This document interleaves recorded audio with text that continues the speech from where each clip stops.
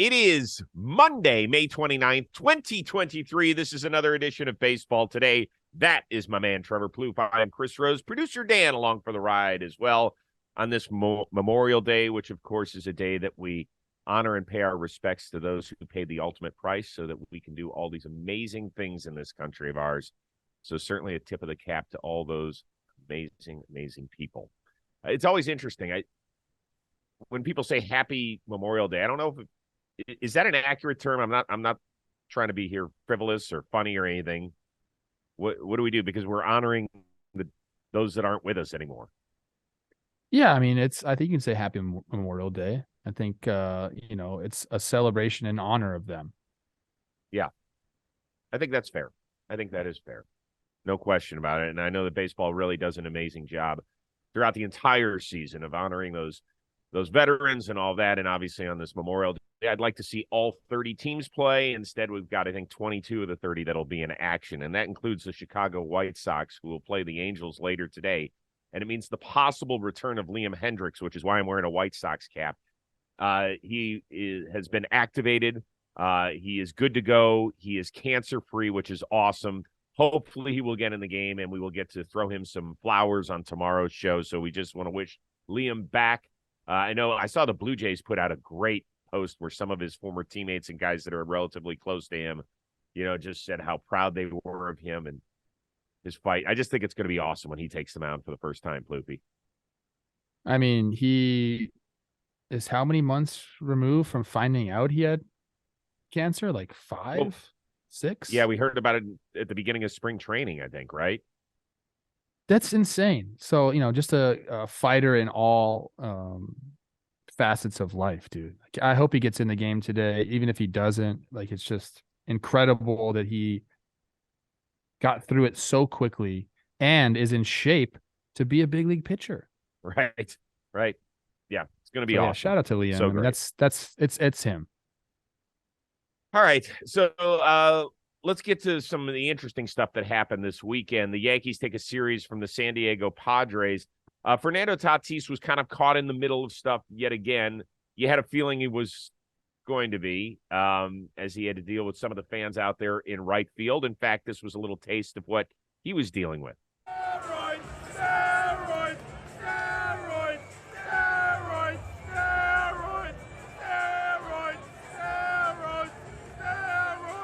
All right, I think we get the idea. We don't need to hear play.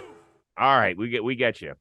And for those that are audio only, he was sitting there kind of playing the role of conductor, if you will, orchestra conductor, like to the chants and all this. And we heard you're a fucking cheater and all that sort of shit. How do you think he handled it? We've seen this once before. I think it was in Chicago where he might have dealt with some fans one way, but this was the worst that he's heard it so far. I mean, what else are you going to do? Especially playing right field, you're just going to hear it. That's playing outfield is the spot in baseball where you hear the most from fans. You're out there you're by yourself and you're close to the bleachers. You're going to hear it. So for me, it's what's he going to do? If he stands there and just doesn't say anything, it's going to continue. If he stands there and does what he did there, orchestrating them, it's going to continue. It's whatever allows him to go out there and perform. And he had a great first night there with some big homers. And I think that's the thing he'll have to do is just back up whatever you're going to do to answer those with your play, or just focus on your play and have fun with it whenever you can. But to me, I have no problem with him doing this. I think before I said, I was like, I don't know if he needs to be kind of enticing the crowd, but the more and more I think about it, it's he's a young kid. What's he supposed to do? He can't go there and apologize to everyone, and he can't yell things back at them. So he's just having fun with it, trying to not let it affect him. So I think it's kind of just Tatis doing what Tatis does. He seems like he's a fun-loving, energetic type of person, and this is how he's handling it, and I have no problem with it. So he said afterward, it was loud. It's New York. You're going to hear everything. Just giving a good time to the fans. You got to learn how to embrace it, which I think is probably a pretty mature quote for this, right? There are going to be some people who are like, no, you should just sit there and take it. He has been handed a penalty. He served his penalty. I like to live in a world where once you serve your penalty, you move on. And by the way, that doesn't mean that you have to like a guy. I think he is still trying to wrestle with the whole thing of being one of the sport's most popular players prior to the PED scandal to what he is now. And I don't know what he is. Like, if you were to take a poll of a cross-section of baseball fans, do you think most people like him or don't? I think the youth still really likes him. The young kids still see him play, and they see, the way he wears a uniform and like the things that he does on the field, and they still like him. If I went and polled the kids that I have on my youth team, like they still like Fernando Tatis Jr. They know that he got suspended, but they still like him. For the adults, I think it's a little bit different. I think they're going to hold him a little bit more accountable for his actions, even though he already served his suspension, like you said. He's going to continue to hear this. And that's the thing, I guess the point that I tried to make was he's almost like Carlos Correa is just going to get booed forever, which I don't think he deserves to be booed forever. Like people are going to be coming at Tatis for the rest of his career. So there's really no stopping it, no matter what he does. But I guess to answer your question, I would say that it's probably split, and the youth would like him more, but the adults probably don't. I'll be curious to see if he gets voted in the All-Star game. If he's even on the ballot, I don't even know. So I think that'll be something to be really interesting to keep your eye on moving forward. Okay. The one thing he's got to do, he's got to continue to hit homers, because the rest of that lineup just ain't getting it done. They are fourth place in the NL West, and they are one of the great mysteries of this season, but we talked about that ad nauseum. All right, biggest deal of the weekend for you. Pete Alonso, first guy to 20 homers this year. Spencer Strider, first to 100 strikeouts. Aaron Judge leading the AL in homers despite missing 10 games this year. Craig Kimbrell, the 8th member of the 400 Save Club, or you could go off the menu if you want. Yeah, I appreciate you setting me up with all those, but I'm going to go off menu, little secret menu. We talked about this team a lot in April, the start they got off to, and then we said, you know what, May is going to be tough for them. I'm talking about the Rays offense. They are leading the major leagues in every offensive statistical category that matters. Batting average, some people say may not matter. They're even leading in that. Home runs, OPS, stolen bases. They have 10 guys, Rosie, with an OPS over 800. When we look at lineups, we say, hey, we need like 5 or 6 guys that can bang. Give me a OPS plus over 100, and then we'll talk about what we can do at the bottom of that lineup to get it turned over. No, not with the Rays. It doesn't matter the lineup construction, where they put guys, when they play them. Everyone is producing. We saw it against the Dodgers this weekend with a massive offensive outburst in that last game. They never go anywhere. No lead is ever safe. Go look at the pitching statistics, too. They lead in a lot of those. But this team has continued, in my opinion, to defy the odds. Now, you could say, hey, they've been doing it all year, but like, how long can they keep it up? When's the last time a team went pole to pole leading all the offensive categories like this? It doesn't look like they're going anywhere. Like, they went through a tough month of May. They played some really good teams, see, Rosie, and they're still doing it. They just took 2 or 3 from the Dodgers in a series that looked like a Rays series. It's what this team's been able to do is incredible. And I mean, they are not just leading these categories, they're running away with some of these categories. They have 12 more homers than the next closest team. That's Atlanta and the Dodgers. Both pretty good lineups right there. Their OPS is 848 as a team. The next closest is Atlanta at 799. Like that's an amazing number. They're crazy. So that's my most impressive of the weekend, of the month, of the season, the Tampa Bay Rays offense. It's the guy I mentioned a little bit earlier, Spencer Strider. So he got to 100 strikeouts in the fewest innings since they moved the mound to its present distance of 60 feet 6 inches. So since 1893. That's ridiculous. Now, I wanted to start crunching some numbers a little bit to see if he could get to 300 strikeouts. It's going to be close. Let's say for whatever reason that he makes 30 starts this year. But he doesn't give you a ton of innings. It's really his stat lines are fascinating. So him and Hunter Green are like the same thing. They just strike out a bunch of guys and have to leave early because of it. Only twice in 11 starts this year is he recorded an out in the 7th inning or beyond. Only twice. So I would love to see him kind of stretch himself out. I don't know if that means that he's got to make some adjustments to get outs earlier in the count, I don't know how you do that as a pitcher. I know that there are guys I've talked to that are like, yeah, you work on that. You work on finding the bat, but not the barrel of the bat and stuff like that. But the strikeouts are so fun, particularly with this guy and his build and him wearing 99 and the mustache and everything else. Right now, if he makes 30 starts based on the innings pitched, he's on pace for 290. So he's really, he's right there. He's right there, but he's so much fun to watch. I just love him. I love him. I'd love to get him on the Rose rotation. I think he's a real interesting dude. He's fun to watch, and he is, without Max Fried in that starting rotation, he is the guy who every 5 days they need to count on to give him some length. So he's fun. By the way, and also, I do want to say tip of the cap to Craig Kimbrell. I know it's been kind of an up and down last few years for him, but I thought it was kind of cool for him to get his 400th save in the city where he got so many of them in Atlanta. Shout out Craig. Spencer Strider, 15 Ks per 9. Leads the major leagues, obviously. And he's averaged in his big league career 14 Ks per 9. That's insane. That ain't bad. Hey, today's episode of Baseball Today is sponsored by SeatGeek. If you have no idea what SeatGeek is, open up your ears. They're the #1 ticketing app that makes buying tickets super simple. More than 28 million downloads. That makes them the #1 rated ticketing app. So here's what you do. Pick up this thing, your phone. You download the SeatGeek app. Why? Because there's more than 70,000 events every single day available on SeatGeek. That includes sports, concerts, festivals, and much more. And they always want to help you get your butt in the best seat possible. So they color code it, right? They put a green dot if you're getting a great deal. So green is good, red, bad. Not the best deal for you. Thumbs down, as Plouffe just gave you. Every ticket is also backed by a buyer guarantee, and SeatGeek is the only site that lets you return your tickets ahead of the event with swaps for future dates. And Baseball Today's got the hookup for you. If you use the code word today, you're going to get $20 off your first purchase at SeatGeek. That is $20 off your first purchase with the promo code today. Click on the link in the description to download the app today.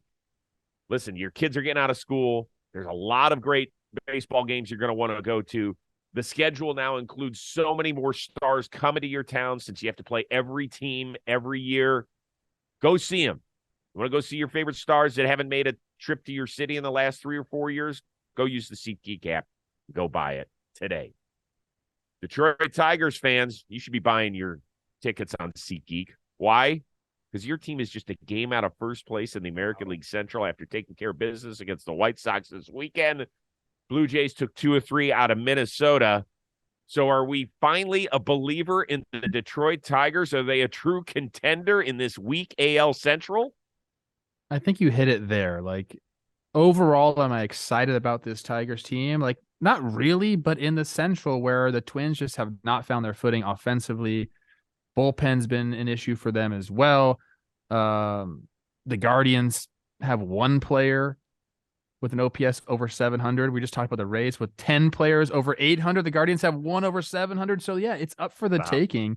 And the Tigers, basically, they just got up to a bad start. A lot of guys got off to bad starts, and then they've had a good May. And that's the recipe for getting back in contention. Lorenzen had a really tough April. I think he pitched like a 7 in April. He's been great in the month of May. Riley Green's got it going. Spencer Torkelson's got it going. McKinstry's got it going. All these guys started slow, and they just picked it up.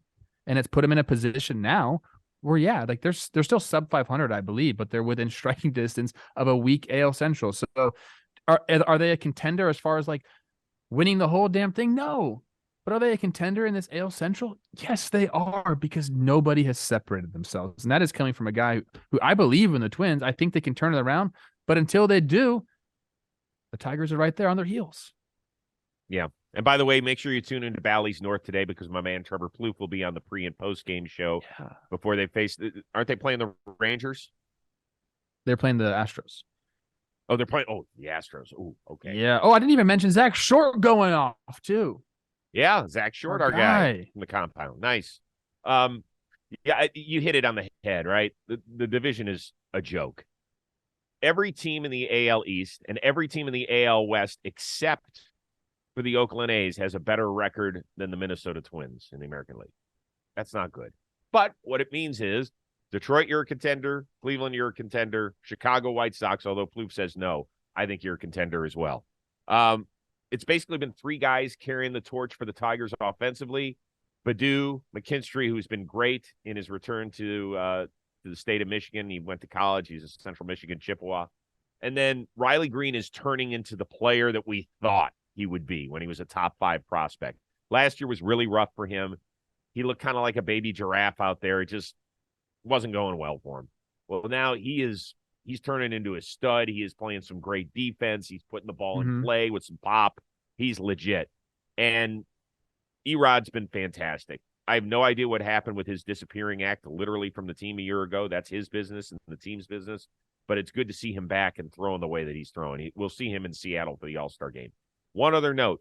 I saw that Tariq Skubal, speaking of guys that have played in an All-Star game, or at least I think he made an All-Star team, he was throwing to a couple of guys this weekend, including Jonathan Scope, or within the last few days. They're not putting a timetable. They're keeping mum's the word on him. But I would not be surprised to see him back in the rotation at some point, maybe over the next month. Could be seeing a rehab assignment in the near future. That would be huge for them. So they're doing a good job. Man, they're in the right division. They got to figure out what they're going to do with Erod. What if they're in first place in the Central? What do you do? He's not going anywhere. He's not going to go anywhere. After this year? I think so. Okay. All right. So pretty sure. Dan, check that out. I'm pretty sure he does. Okay, but I think there's going to be a lot of pitchers that are available, a lot of starting pitchers. I mean, Stroman could be a guy that's available. I've talked about Shane Bieber being available. There's going to be some other really good starting pitchers that might not, Bieber's a guy who's got a year and a half left. Stroman can be a free agent at the end of this year. Opt out after this season. Good job, Dan Rourke. Good job, Trevor Plouffe. Thank you. As of right now, they're not going to do anything with it. Okay. Thank you. All right. Which pitching performance will you more closely be watching on this day? Domingo Germán making his return to the mound for the Yankees after his 10-game suspension for using a foreign substance there in Seattle, or Mike Soroka of the Atlanta Braves expected to make his season debut as Atlanta is in Oakland? I think I'm going to be paying more attention to Soroka. I just gave him an award on Talking Baseball earlier today. The amount of time that he's had kind of like by himself rehabbing this thing can be so mentally frustrating and just taxing. He tears the Achilles, then he tears it again. And then earlier this year, he's dealing with hamstring stuff to kind of set his timetable back. And he's just like, it's one thing after another. And the Achilles is a massive injury, obviously. So to work back from that, we're talking a guy who was second in the Rookie of the Year voting, sixth in the Cy Young in 2019, showing so much promise. And then all of a sudden your career is derailed with major injuries and you're working back from it and you're finally getting a step back on the field. I got to imagine he's nervous, excited, happy he's facing the A's, I would say. I'll be watching that one. I think it's just a cool story, like perseverance, and I wouldn't be surprised if he got a little emotional on the mound tonight. He should. He absolutely should. Yeah, that's what I'm watching. With Germán, I mean, come on. If he's going out there with anything but he said I expect to use less rosin. Yeah, I think that's probably the best. Yeah, do something different. Yeah, I think that's probably best for your first start back. We've forgotten how good Mike Soroka was when he finished runner-up to Alonso for Rookie of the Year. 2019, he was an all-star. He went 13-4 over 29 starts at 2.68 ERA, almost 175 innings pitched. He was freaking filthy, dude. Really, really good and fun. So not only is it great that we're seeing him for the first time since the pandemic season of 2020, his first start is when he tore his Achilles. But more than that, the Braves really need him. It's not like, hey, let's see how Soroka does. Like, no. They need him, right? They've basically got three pitchers they know they can definitely rely on at this point. Strider, Morton, Elder. Schuster gave him a nice start recently. Dodd has been up and down. So they are begging for people to grab those 4th and 5th spots, so it's not those 3 guys and then TBA. So this is a great opportunity for him. He's coming back at the perfect time.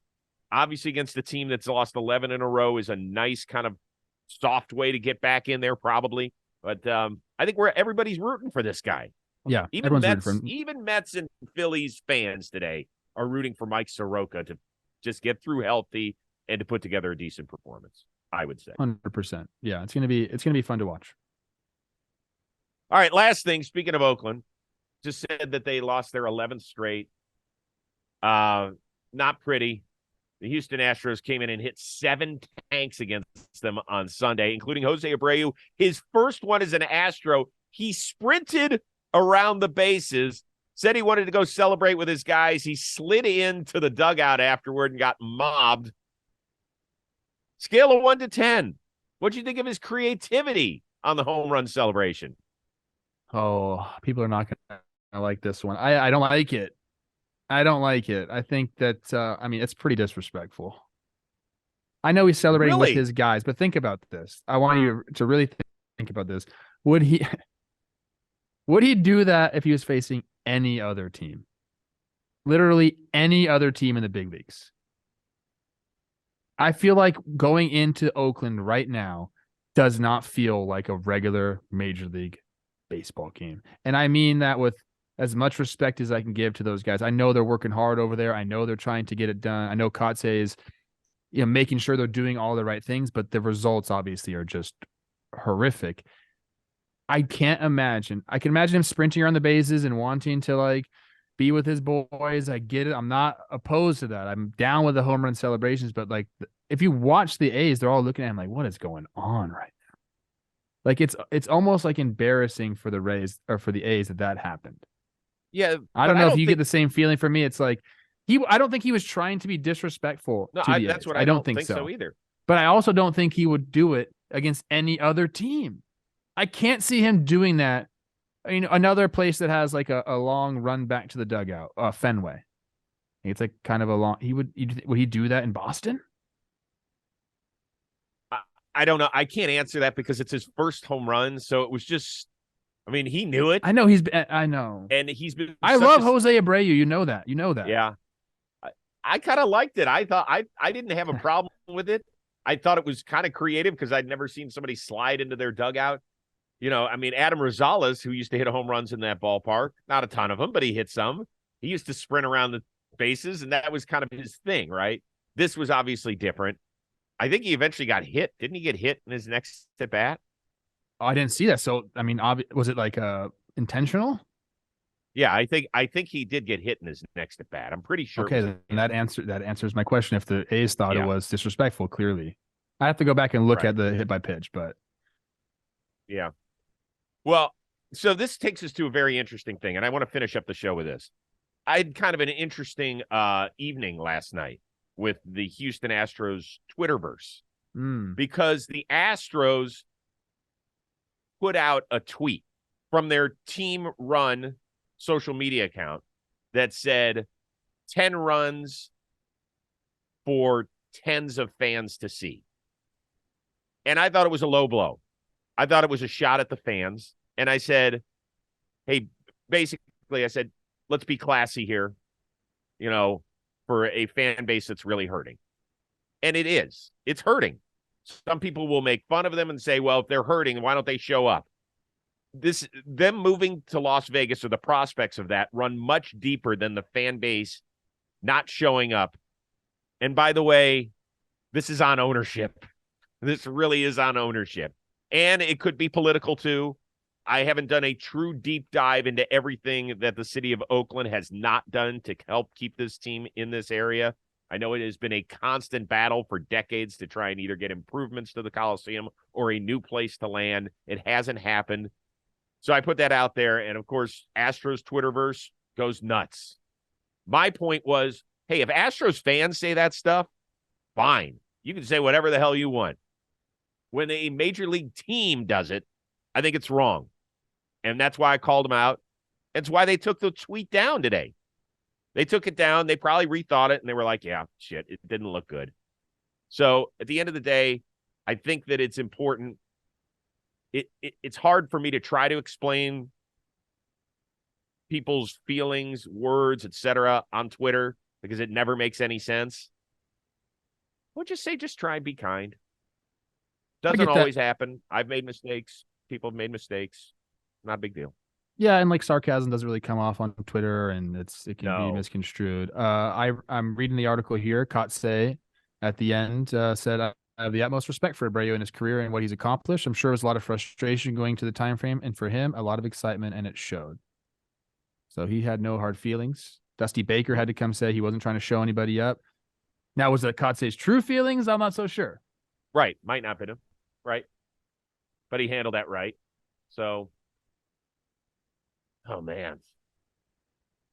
Yeah, it's the A's. The A's have just, it's been interesting is, I don't know if that's the right word, but it's something out there in Oakland right now. And you do feel for the fans. More than anybody, absolutely. You feel for the fans. Yeah, because John Fisher is a guy who was born on third base, the kid of the founders of the Gap, right? The clothing store. So he's had a lot of good things go his way. I don't know him, so I can't personally say anything about him. But, geez, oh, man. And they're about to get a sweetheart deal approved in Las Vegas.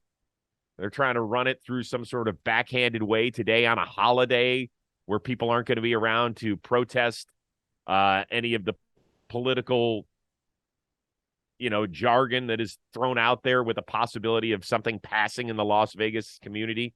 So it's just it's all shady. And this is, by the way, this is so shitty for Major League Baseball to have one of its 30 teams putting this product on the field. Yeah, it's terrible on so many levels. You expect them to get swept right now, and that's tough. They have 10 freaking wins. They're on pace for 31 wins. 31. Hey, I don't want anyone thinking I don't like Jose Abreu or I'm mad at him. I just think he wouldn't have done it against any other team. That's my biggest point here. Hey, you can have it both ways. You can say, listen, dude, there are times that we have both made mistakes in our lives. Doesn't mean we're bad people. Mm-mm. I don't think it was that bad what he did, but that's fine. Okay. You can think he was definitely happy. That's cool. I mean, he's got a 50 OPS plus. He's been struggling. They need him to go. I think his negative 1.2 or he was one of my favorite pickups for the Astros going into the season. Right. Hasn't happened. Absolutely. Yeah. Hopefully it gets him. All right. Let's see. The latest Rose rotation is out. Interesting clip has already made its way around with Chris Bassett of the Toronto Blue Jays, where he's talking about the Aaron Judge side eye. Once again, boy, people have got to listen to these things. They're like, oh, he's just making excuses. Listen to the clip or go listen to the interview. Yeah. Where we talked about what happened. He's not saying Aaron Judge was wrong. Holy smokes. People just do not listen. It is incredible. Come on. Everybody get on board. Let's pick it up a little bit. We're back at it again on Tuesday's show. Yes. For our one-of-a-kind producer, Dan Rourke. For the uber-talented Trevor Plouffe, good luck on your Twins Astros broadcast. Thank you. I am Chris Rose. We will see you Tuesday on Baseball Today.